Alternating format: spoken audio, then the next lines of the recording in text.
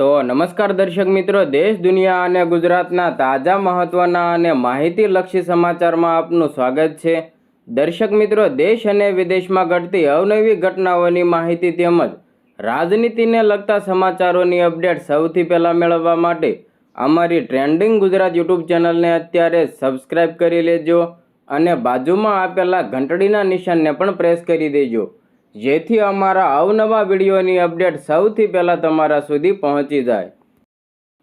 દર્શક મિત્રો, સૌપ્રથમ રાજકારણને લગતા સમાચાર ઉપર એક નજર કરીએ તો આપ સૌ લોકો સારી રીતે જાણો છો કે ડેડિયાપાડાથી આમ આદમી પાર્ટીના ધારાસભ્ય ચૈતર વસાવા અનેક વખત અવારનવાર ચર્ચાઓને લઈને ચર્ચામાં રહેતા હોય છે।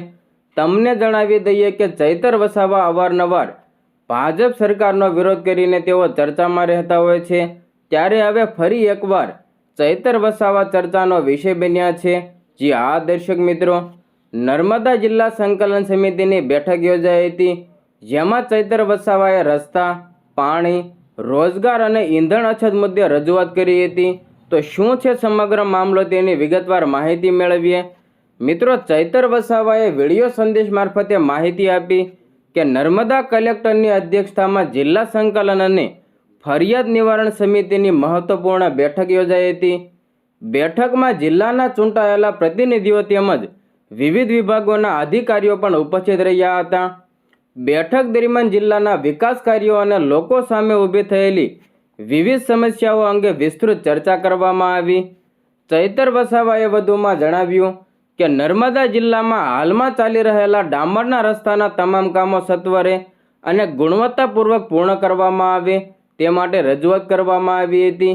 ઘણા વિસ્તારોમાં રોડના અધૂરા કામોને કારણે લોકોને અવર જવર કરવામાં મુશ્કેલી પડી રહી હોવાનું તેમણે પણ જણાવ્યું। તેથી સંબંધિત વિભાગોને સમય મર્યાદામાં કામગીરી પૂર્ણ કરવા માટે સૂચના આપવામાં આવે તેવી માંગ તેમના દ્વારા કરવામાં આવી। જિલ્લાના અનેક ગામોમાં પીવાના પાણીની સમસ્યા ઊભી થઈ રહી હોવાના મુદ્દે પણ બેઠકમાં ગંભીર ચર્ચાઓ આચરવામાં આવી। નવા હેન્ડપંપો મૂકવા અને હાલના બગડેલા હેન્ડપંપોને તાત્કાલિક રિપેર કરવા માટે ગ્રામ પંચાયત, તાલુકા પંચાયત અને પાણી પુરવઠા વિભાગને તાકીદ કરવામાં રજૂઆત કરવામાં આવી હતી। ઉનાળાની ઋતુમાં લોકોને પૂરતું પીવાનું પાણી મળી રહે તે માટે ઝડપથી કામગીરી કરવાની પણ માંગ કરવામાં આવી। મિત્રો, ચૈતર વસાવાએ જણાવ્યું કે મનરેગા યોજના હેઠળ વધુમાં વધુ લોકોને રોજગારી મળે તે માટે કામગીરી વધારવાની માંગ કરવામાં આવી હતી। સાથે સાથે ફોરેસ્ટ વિભાગમાં સ્થાનિક લોકોને રોજગારીમાં પ્રાથમિકતા આપવામાં આવે તેવી રજૂઆત પણ કરવામાં આવી હતી। વિવિધ વિભાગોમાં કામ કરતા રોજમદાર કર્મચારીઓને સરકારશ્રીના લઘુત્તમ વેતન ધારા મુજબ યોગ્ય વેતન ચૂકવવામાં આવે તે મુદ્દે પણ ચર્ચાઓ કરવામાં આવી। નર્મદા જિલ્લામાં પેટ્રોલ અને ડીઝલની અછત સર્જાતા ખાસ કરીને સાગબારા, જીપદા અને ડેડિયાપાડા તાલુકામાં લોકોને લાંબી લાઈનોમાં ઊભા રહેવાની ફરજ પડી રહી હોવાનું બેઠકમાં રજૂ કરવામાં આવ્યું। ચૈતર વસાવાએ વધુમાં જણાવ્યું કે સરકાર અને સંબંધિત તંત્ર દ્વારા આ સમસ્યાનો તાત્કાલિક ઉકેલ લાવવામાં આવે તેવી અમારી માંગ છે। ઉપરાંત ખેડૂતોની ખાતરની અછતનો સામનો ન કરવો પડે તે માટે પણ તાત્કાલિક કાર્યવાહી કરવાની રજૂઆત કરવામાં આવી। મિત્રો, બેઠકમાં 73 ANR ભંગ, લેન્ડ ગ્રેબિંગ અને પેસા એક્ટના ઉલ્લંઘન સંબંધિત ફરિયાદો ઉપર તાત્કાલિક કાર્યવાહી કરવાની માંગ કરવામાં આવી।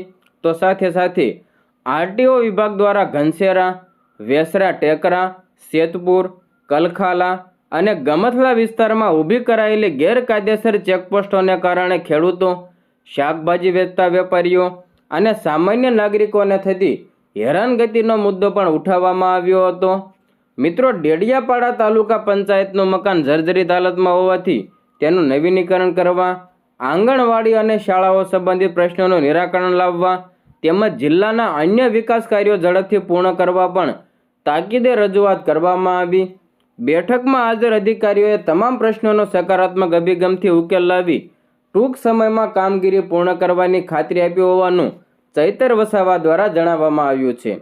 દર્શક મિત્રો, આમ આદમી પાર્ટીના ધારાસભ્ય ચૈતર વસાવા દ્વારા આ કામગીરી ઉપર જે સવાલો ઉઠાવવામાં આવ્યા છે અને સરકાર સમક્ષ જે રજૂઆત કરવામાં આવી છે તેના વિશે તમારો શું મંતવ્ય છે તે કોમેન્ટ બોક્સમાં તમારો મંતવ્ય જરૂર જણાવજો।